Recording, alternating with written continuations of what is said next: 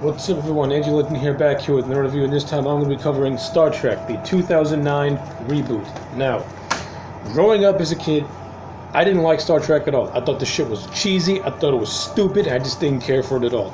I thought William Shatner was a over-the-top, campy actor.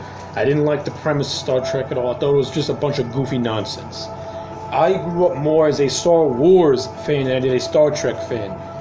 Mostly because Star Wars had this grand scale operatic feel, space opera feel to it. The characters in Star Wars just felt much more relatable and more fleshed out to me. Star Trek always just had a very cheesy, campy value to me. Even as a child, I thought it was cheesy and I didn't like it at all compared to Star Wars, which I thought was the greatest thing of all time. And when comparing the two, Star Wars to me has a little bit more of a darker tone than Star Trek has. But that's, of course, I use that phrase, darker tone, very, very lightly with Star Wars when comparing it to Star Trek. But as I got older, preferably when I was 20 years old, and I saw this movie on Blu-ray. I didn't see this in theaters. I bought it, and I gotta say, when I first saw this movie now almost 10 years back, I really, really enjoyed this movie, and this made me a fan of Star Trek. The reboot series of Star Trek. I had gone back to watch one episode of the original movie, of the original series, and I saw Wrath of Khan, and I just didn't care for either one of them. I didn't care for the episode. I thought it was kind of boring. I didn't care for the movie because I pretty much fell asleep at the midway point. So yeah. Old Trek is not for me. New Trek, it is for me. I like this movie a lot. I like everything about this movie. I like the direction by J.J. Abrams. I thought he did a fantastic job. Though there were a couple of things in this movie that he did that I did not agree, that I did not care for. The constant lens flares, to me, is actually not a problem. The way J.J. Abrams shoots his fight scenes, he does it really well, but he does have an excessive use of shaky cam, and there's some moments of shaky cam during some fight scenes, particularly one where Kirk and Sulu are fighting a bunch of Romulans as they're trying to destroy Vulcan.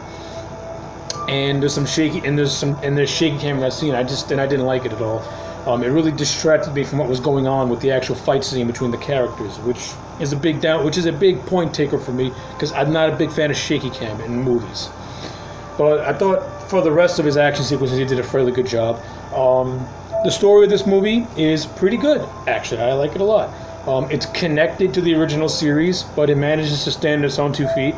Pretty much, Leonard Nimoy returns as Spock Prime, and what happens is he creates this thing to try and, stop a star, which had burst, and now it's like engulfing a lot of planets, and it destroyed this planet called Romulus. So Nimoy had this thing called, Spock Prime had this thing called red matter as a way to stop this star from causing more damage. It eventually created a black hole, which allowed the Romulans and Spock to travel back in time. We see George Kirk die while trying to save his wife and child, who grew up to be James T. Kirk. And that's where it is. Pretty much, Spock Prime created an alternate timeline. So it's connected to the original movie, to the original series, but it's also a soft reboot while still in continuity, which to Star Trek fans, it wasn't a straight up reboot, whatever. To them, if you don't like it, you don't like it. To me, I'm not a Star Trek fan at all. I just like the Calvin Timeline movies. I think they're very entertaining and very good. And I think the overall cast of these movies are just top notch. And that's the one thing about this movie that I really, really enjoy is the casting. The writing by Alex Kurtzman and Roberto Orizo. It's fairly well done. If you're, again, I am not an expert in Star Trek lore, so I don't know shit about Star Trek lore. I just know what this movie tells me, and I like what I saw. Chris Pine as James Kirk gives Kirk this arrogant Indiana Jones type charisma. He's very, really funny. He can pull off dramatic parts fairly well, and Pine to me is a really good leading man and a really good, Kirk, and for this movie's timeline, a really good Kirk. Zachary Quinto as Spock, he's fantastic. I like how this movie,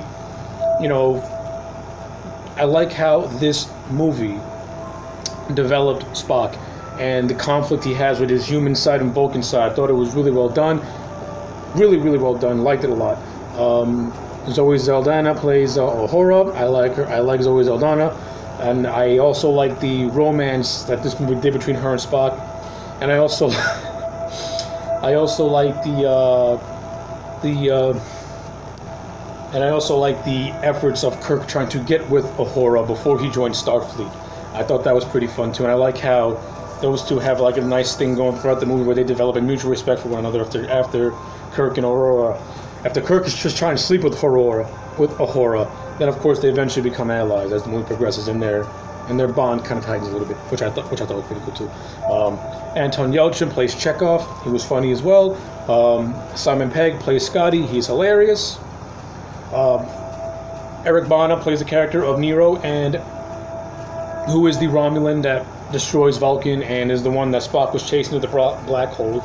And Nero, Eric Bana does a fun, over-the-top job. He can clearly tell that Bana's having a blast playing the villain.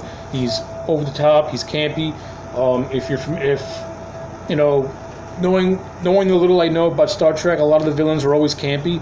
So it fit right into this movie, which had a serious tone to it, but also had a fun tone to it. Eric Bana's Nero fit perfectly in that, in my opinion. Good villain. Very basic backstory. Going back, seeing that Nero's whole story is connected to Spock Prime, with Spock, being responsible for, Nero's home planet's being destruction because Spock failed to stop the destruction. So I like how Nero plays into the whole narrative as well. We got Bruce Greenwood in this thing as Christopher Pike, and he puts on a good performance. I also like the subtle, I also like the budding father-son relationship that he and Kirk start to have, that he and Kirk express throughout the course of the movie. Pretty much Christopher Pike, not knowing what old Trek is. I'm just gonna put on the line. If and all the real Star Trek fans, correct me if I'm wrong, because I know I probably am, but I like how Christopher Pike has the George Kirk essence within him, as passing on fatherly knowledge and shepherding on, Kirk to join Starfleet and pretty much be his mentor and father figure in a way. I thought that stuff was excellent and really well done. The special effects, this movie was well done as well. It looks great. The use of practical effects are fantastic. The whole interior of the Enterprise is beautiful. Looks fantastic. It's very detailed. I like how everything looks. And of course, the CGI effects of the Enterprise itself looks fantastic. It traveling through space looks fantastic. The space battles with the Enterprise look great. So yeah, this movie to me hits all the right beats. It's a fun movie. You got a good cast, you got a good script, you got a good director in J.J. Abrams. You got good special effects, Industrial Light and Magic. They worked on Star Wars and many other movies. Of course, you're going to get quality effects. Like I said, this movie's strength is the cast, and the chemistry with this cast is fantastic. They just work so well with one another. I can't picture any other cast playing these old characters in this new timeline. Well, of course, this movie has a lot more stuff within it, but you know what? Watch it for yourself, and you be the judge on what you think. I'm just giving you my broad strokes of this movie. And as you can tell, I have a lot of love for this movie. I really, really like this movie a lot. It has some things I don't like, particularly the shaky cam. Even though I do like the whole relationship that's between Kirk and Pike, I'd have liked to see more. However, with that being said, I do like seeing young Kirk and old Spock share some screen time together.